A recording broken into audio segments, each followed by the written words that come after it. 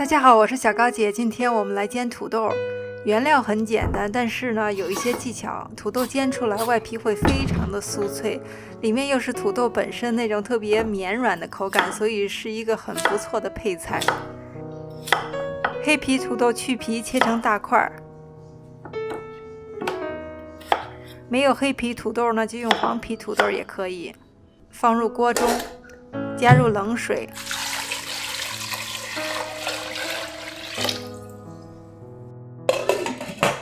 大火烧开，转小火煮5分钟。5分钟是一个参考的时间，你一定要观察土豆的形态。当你看到这个土豆的边角有一些煮散，这个时候呢，用筷子扎下去的时候呢，还有一点硬就可以了。控水，倒到盆子里，加入蔬菜油。鸭油是用来提味的，没有鸭油可以用猪油，两个都没有的话就多放一点蔬菜油。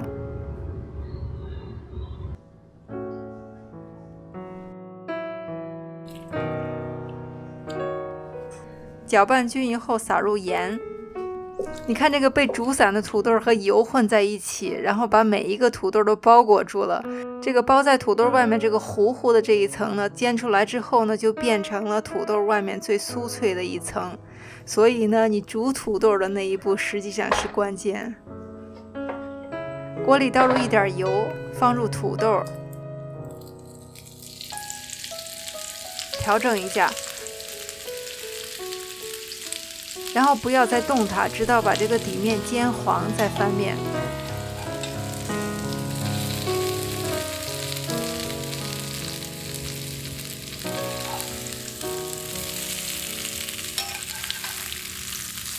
可以用筷子调整一下，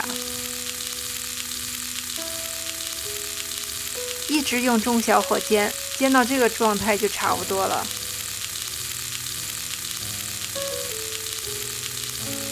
用烤箱烤的话会比较方便一些，特别是一次做很多的情况下，烤出来的效果会比煎出来的更酥脆一些。